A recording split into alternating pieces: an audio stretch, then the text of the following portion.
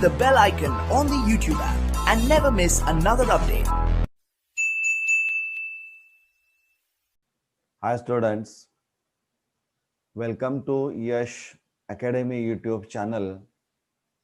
Today in this video we are going to study the IUPAC nomenclature rules used for naming of cycloalkanes. The cycloalkanes, this term is the combination of two different words. One is a cyclo and second is a alkanes. I think you are familiar with the word alkanes. So alkanes are saturated aliphatic hydrocarbons and they are open chain compounds. So in alkanes, all the carbon atoms are linked together to form a straight or linear chain. For example, you take propane, CH3, CH2, CH3. Next example, CH3, CH2, CH2, CH3. Four carbon atoms which are in a continuous chain, hence the name normal butane, that is N-butane. CH3, CH2, CH2, CH2, CH5.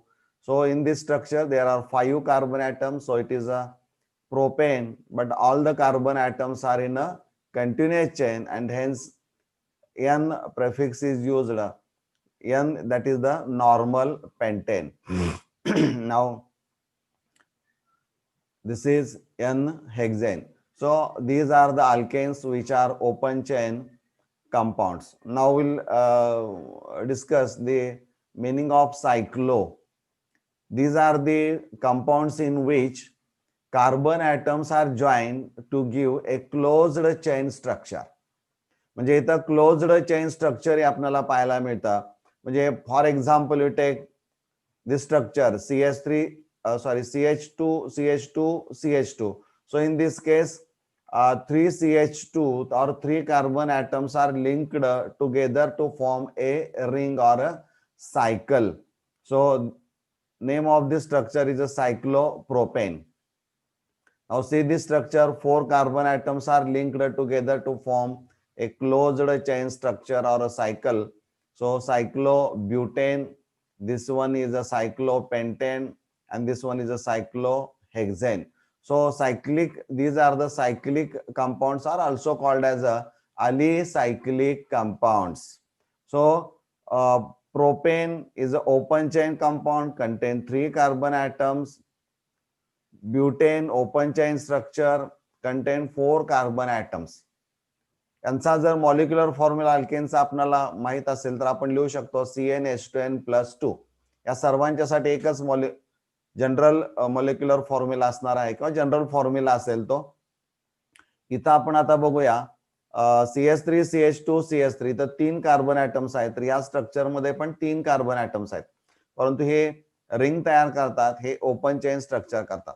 म्हणजे हे terminal carbon atoms if they are joined by removing 2 hydrogen atoms, 1 hydrogen from each terminal carbon atom gives a cyclic compound or a ring compound. So cyclopropane. म्हणजे याचं जर आपल्याला general formula लिहायचा असेल तर यामधल्या हायड्रोजन पेक्षा यामध्ये 2 कार्बन हायड्रोजनची संख्या कमी असणार आहे, त्यामुळे CnH2n is the general formula आपण याचा लिहू शकतो. म्हणजे सायक्लोअल्केन्स हे दोन्हीचं कॉम्बिनेशन तुमच्या लक्षामध्ये येईल की अलिसायक्लिक कंपाऊंड्स असणारी आहेत. इथं बघा, cyclic aliphatic hydrocarbons are named by prefixing cyclo to the name of the corresponding open chain hydrocarbons. म्हणजे propane cyclopropane, butane cyclobutane, pentane cyclopentane. म्हणजे ओपन चेन स्ट्रक्चर जे अल्केन्स असणार आहे तेवढीच कार्बनची संख्या जर रिंग मध्ये तुम्हाला पाहायला मिळत असेल, पण सगळे बॉन्ड्स हे जर सिंगल असतील तर तिथं सायक्लो प्रेफिक्स हा वापरला जातो, हे तुम्हाला माहित असायला पाहिजे. For our convenience, aliphatic rings are often represented by a simple geometric symbols or figures. ते कसे आहेत बघूया इथं आता. जॉमेट्रिक फिगर बघा, हे 3 कार्बन ऍटम्स एकत्र येऊन ट्रायंगल तयार झालेला आहे, त्यामुळे त्याचं नाव ट्रायंगल आहे. यामध्ये कुठेही carbon hydrogen is not shown, कुठेही तुम्हाला ते दिसत नाहीत. आणि name for cyclic aliphatic hydrocarbons is cyclopropane. इथं असं जर तुम्हाला स्क्वेअर दिसत असेल, 4 कॉर्नर तुम्हाला दिसत आहेत अपेक्सेस, square cyclobutane.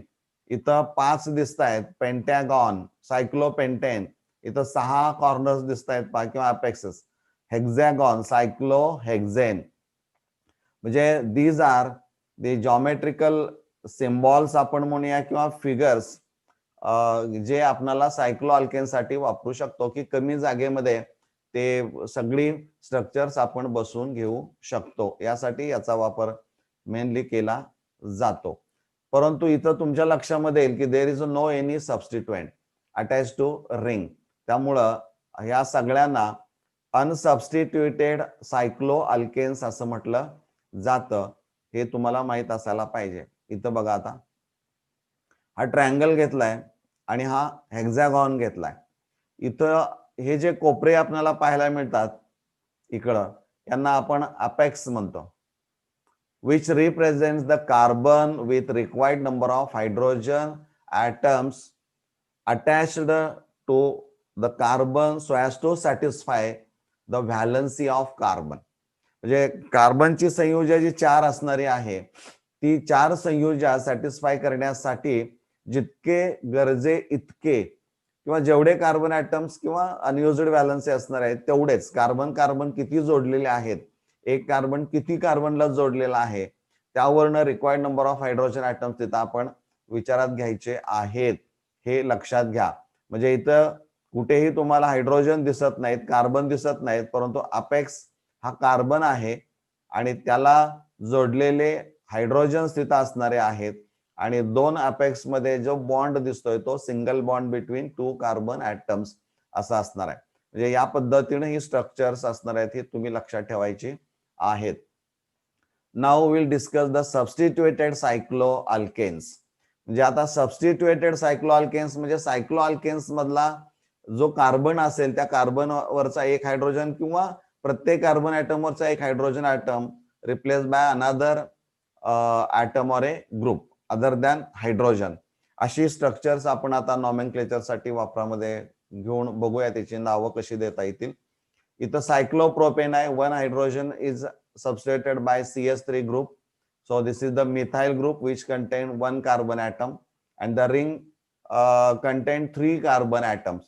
So this ring has a greater number of carbon atom than the substituent, that is the methyl group. So the correct IUPAC name of this structure is a methyl cyclopropane. So in such cases the substituent is considered as a alkyl group which contain less number of carbon atom than the ring, and ring is considered as a parent. म्हणून इथं नावच दिलं आपण substituted cycloalkanes. म्हणजे cycloalkanes are considered as a parent. Next one. Now see this structure. This is the pentagon and 2 hydrogen atoms from 2 carbon atoms are replaced by methyl groups. 2 methyl इथं तुम्हाला पाहायला मिळत आहेत. याला नंबरिंग देताना 1 2 किंवा 1 2 कसंही तुम्ही दिलं तरी चालू शकतं. 1 2 असं असेल किंवा 1 2 असं लिहिलं तर काही फरक पडत नाही. हे सबस्टिट्युएंट्स असतील आणि पेंटॅगॉन म्हणजे सायक्लोपेंटेन हा पॅरेंट असणारा आहे. त्यामुळं पॅरेंट हा cyclopentane. So correct IUPAC name is 1 2 dimethyl cyclopentane. इथं पहा, this is the hexagon cyclohexane and 1 methyl and 1 ethyl group is attached to this cyclohexane. आता इथं प्रश्न असा आहे की 1 is a methyl and 1 is a ethyl. 2 different substituents or alkyl groups are attached to the cyclohexane. So you have to follow the alphabetical order. ज्यावेळी 2 वेगळे, आता इथं E comes first, त्यामुळे 1 2 3 त्यामुळं if different alkyl groups are attach to the ring then follow alphabetical order. So correct IUPAC name is a 1-ethyl 3-methyl cyclohexane. You have to always remember that you have to place hyphen, that is the dash between number and name and number. So both are separated by putting hyphen. So this is the rule. If ring has a greater number of carbons than any alkyl substance, then cycloalkane is considered as a parent and alkyl side chain is considered as substituent. या example वरनं तुमच्या लक्षामध्ये आलेलं असणार आहे. पुढे जाऊया आपण आता हे स्ट्रक्चर दिलेलं आहे आणि या स्ट्रक्चरचं तुम्हाला म्हटलं की write the correct IUPAC name of the following structure. So can you tell the IUPAC name of the following given structure? जे आतापर्यंत पाहिलंय त्यावरून तुमच्या लक्षामध्ये येते का बघा. तर इथं तुमच्या लक्षामध्ये येईल की नाव पहिल्यांदा काय करायचं, सगळे हायड्रोजन सगळे अल्काइल ग्रुप्स काढून टाका आणि राहिलेलं जे स्ट्रक्चर असेल त्यामध्ये अपेक्सेस किती आहेत पहा, 1 2 3 4 5 6 आणि 7. So this is cycloheptane. बरोबर आहे, हे सायक्लोहेप्टेन असणार आहे. म्हणजे पॅरेंट हा सायक्लोहेप्टेन इथं आपल्याला पाहायला मिळतो. इथला दोन्ही hydrogen atom 2 hydrogen atoms are replaced by 2 methyl groups and here 1 hydrogen atom is replaced by ethyl group. So in this case 2 different alkyl groups are attached to this cycloheptane. मग आपल्याला माहित आहे की ज्यावेळी when 2 different alkyl groups are attached to the parent किंवा cycloheptane आपण म्हणूया, then while writing the IUPAC name of the given structure we can use the alphabetical order. मग नंबरिंग देताना आपण काय करणार आहोत, असं आपण नंबरिंग देणार. म्हणजे इथं इथाइल ज्या कार्बन ॲटमला जोडला असेल त्याला 1 नंबर, पुढे 2 नंबर, 3 या पद्धतीने असणार आहे. बरोबर आहे. त्यामुळे करेक्ट IUPAC नेम आपण इथं लिहू शकतो 1-ethyl 3,3-dimethyl cyclopentane. हा एखादा विद्यार्थी या पद्धतीने लिहू शकेल. किंवा दुसरा विद्यार्थी असं म्हणेल की नाही, इथं जरी रूल जरी असला तरी इथं या कार्बन ॲटमला की जिथं 2 मिथाइल ग्रुप जोडले त्याला 1 नंबर असेल, नंतर 2 नंबर, नंतर 3 नंबर असेल. त्यामुळे तो या पद्धतीने नाव देईल. म्हणजे नाव काय येईल पहा, 3-ethyl 1,1-dimethyl cyclopentane. म्हणजे इथं 2 वेगळ्या विद्यार्थ्यांनी 2 वेगळ्या पद्धतीने नावं लिहिलेली आहेत. म्हणजे त्यांना माहित आहे की अल्फाबेटिक ऑर्डर वापरायची आहे असं असताना सुद्धा एका विद्यार्थ्यानं ज्या कार्बन ॲटमला मिथाइल ग्रुप जोडलेले आहेत त्याला 1 नंबर दिला आणि तिथून क्लॉकवाईज डायरेक्शन करत तिथं इथाइल ग्रुपला 3 नंबर दिला. असं का? तर हे पण अगोदरच्या व्हिडिओज मध्ये हा रूल तुम्हाला झालेला आहे. मग आता दोन्हीपैकी करेक्ट IUPAC नेम कोणता आहे हे आपण इथं आता बघूया. यासाठी आपल्याला काय करावं लागेल, तर तुम्ही सेट ऑफ लोकंड्स तयार काढायचा. सेट ऑफ लोकंड्स म्हणजे हे ज्या कार्बन ॲटमला जोडलेले आहेत ते सबस्टिट्यूएंट त्यांचे नंबर एकत्र घ्यायचे. पहा, एक कार्बनला 2 सबस्टिट्यूएंट्स आहेत मिथाइल, त्यामुळे 1 + 1 हा 2 वेळा घेतला आपण. त्यानंतर 3 नंबरला एक सबस्टिट्यूएंट आहे इथाइल, त्यामुळे 3. त्यामुळे यांची सम केली तर विल गेट 5. आता याची आपण बघूया किती येते. सेट ऑफ लोकंड्स काढला तर इथं 1 कार्बनला इथाइल आहे, एकच सबस्टिट्यूएंट आहे म्हणून 1, परंतु 3 कार्बन ॲटमला 2 सबस्टिट्यूएंट्स आहेत म्हणून this number is repeated. So the total is 7. म्हणजे इथं लोखंडची बेरीज 7 येते तर इथं लोखंडची बेरीज ही 5 येते. म्हणजे जरी अल्फाबेटिक ऑर्डर तुम्हाला वापरायची असलेली तरी तिथं आणखीन एक विचार तुम्हाला असा करावा लागेल की लोअर सेट ऑफ लोखंड जिथं येत असेल त्याला प्राधान्य देणं गरजेचं आहे. त्या पद्धतीनं दिलेलं नाव हे करेक्ट IUPAC नेम असणार आहे. त्यामुळे ही पद्धत जी असणार आहे दिस इज द चुकीची पद्धत, रॉंग मेथड असणार आहे. त्यामुळे रूल पहा, if different substituents are present in the ring then while numbering the carbon of the ring the substituents which comes first in the alphabetical order is given the lowest locant. हे आपलं ठरलेलंच आहे. पण पुढं फार महत्वाचं आहे, provided it does not violate. It does not violate. Violate याचा अर्थ उल्लंघन. Not violate म्हणजे उल्लंघन न करणं. The lowest set of locants rule. म्हणजे जरी तुम्हाला अल्फाबेटिकल ऑर्डरचा वापर करून नंबरिंग करायचं असलं तरी तिथं ही जी अट आहे, ही कंडिशन आहे, provided it does not violet the lowest set of local rules, हेही तपासून पाहणं गरजेचं आहे. त्यामुळे अशी एक्झाम्पल्स ही मुद्दाम परीक्षेला विचारली जातात, हे तुम्हाला माहित असायला पाहिजे. हे स्ट्रक्चर पहा. This is the trisubstituted cycloalkane. 3 substituents इथं जोडलेले आहेत. याचा IUPAC name test your understanding. तुम्ही आता जे अभ्यासलेलं आहे, पाहिलेलं आहे, त्यावरून तुमच्या लक्षात यायला पाहिजे याचा IUPAC नेम आपल्याला कसं लिहिता येईल. 3 सबस्टिट्युएंट्स वेगळे आहेत. एक ब्रोमो आहे, दुसरा मिथाइल आहे, तिसरा हायड्रॉक्सी असणार आहे. मग आता एखादा विद्यार्थी काय म्हणेल, अल्फाबेटिकल ऑर्डरचा वापर केला तर तुम्हाला तो सिक्वेन्स इथं लिहिता येईल, बरोबर आहे. परंतु त्या पद्धतीने जर लिहिलं तर तुम्हाला चुकीचं नाव हे असणार आहे. म्हणजे इथं करेक्ट IUPAC नेम. इथं एखादा विद्यार्थी पहा, एक कार्बन ॲटमला OH ग्रुप ज्या कार्बन ॲटमला जोडलाय त्याला एक नंबर देईल, इकडून नंबरिंग करेल 1 2 3 4 या पद्धतीनं, आणि सेट ऑफ लोकंट्स तयार केला तर 1 + 4 + 5 गिव्स 10. दुसरा विद्यार्थी काय करेल, 1 2 3 इकडून नंबरिंग देईल, आणि इकडून जर नंबरिंग दिला आपण तर इथं सेट ऑफ लोकंट्स येईल 1 + 2 + 3 6. So this is the correct way of numbering of this structure. कारण याच्यामध्ये मिथाइल ग्रुप असेल किंवा हॅलोजन असणारे आहेत. Alkyl group and halogen they are always used as a substituents. म्हणजे IUPAC नॉमेनक्लेचर सिस्टीम मध्ये हे नेहमी सबस्टिट्युएंट्स म्हणूनच असणारी आहेत. परंतु OH group, hydroxy group is consider किंवा used as a prefix as well as a suffix.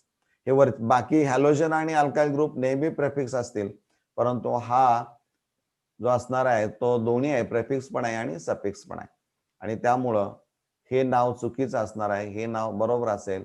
So the correct IUPAC name is 3 bromo 2 methyl cyclopentane. परंतु इथं 1 कार्बन ॲटमला OH जोडलाय त्यामुळं 1 OL. So 3 bromo 2 methyl cyclopentane 1 OL. म्हणजे इथं या दोघांच्या मध्ये alphabetical order वापरायची आणि राहिलेला सायक्लोपेंटॅनॉल असेल. परंतु ज्यावेळी त्याच नावामध्ये 2 किंवा त्यापेक्षा जास्त न्यूमरिकल्स येत असतील तर फंक्शनल ग्रुपचा एक जरी नंबर असला तरी तो मेन्शन करणं गरजेचं आहे. हे यापूर्वी आपण अभ्यासलेलं आहे. इथं फॉर्मेशन ऑफ सायक्लो अल्काइल ग्रुप्स. आतापर्यंत आपण हा चार्ट पाहिलाय, फक्त यात ऍडिशन इथं लॉंग चेन इथं आपण फक्त दाखवलेली आहे कार्बनची. हा ट्रायंगल आहे सायक्लोप्रोपेन, ए रिप्लेस बाय वायल. एक हायड्रोजन काढला आणि तो तयार झाला रॅडिकल किंवा ग्रुप तयार झाला, ए रिप्लेस बाय वायल. सो सायक्लोप्रोपाइल, सायक्लोब्युटाइल, सायक्लोपेंटेन पासून सायक्लोपेंटाइल, सायक्लोहेक्झेन पासून सायक्लोहेक्झाइल. ही जी स्ट्रक्चर्स दिसत आहेत ती सायक्लोप्रोपाइल पासून सायक्लोहेक्झिल पर्यंत आहेत, आणि याला इथं अशी चेन जोडलेली आहे पहा.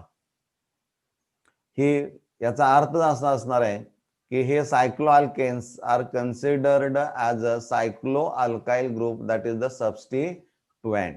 हे इथं आता आपण बदलतोय. आतापर्यंत आपण cyclo alkane as a parent आपण विचारात घेतला, तर इथं cyclo alkyl group as a substituent म्हणून आपण विचारात घेतोय, आणि side chain is considered as a parent. हा महत्वाचा बदल इथं होतोय. If there is an alkyl straight chain that has a greater number of carbon atoms than the ring or cycloalkanes. म्हणजे जी साइड चेन जोडलेली असणार आहे सरळ चेन मध्ये त्यामध्ये जर कार्बनची संख्या रिंग पेक्षा जास्त असेल तर then alkyl chain must be used as the parent chain and cycloalkane acts as a substituent to the alkyl side chain and has an ending म्हणजे त्याला एंडिंग कसं असेल पहा YL इथं पाहिलं पाहिजे हेक्झिल पेंटिल ब्युटिल हे की नाही YL and therefore must be named as a cycloalkyl. Cycloalkyl is the general term. म्हणजे या पद्धतीनं इथं आपल्याला विचार करायचा आहे.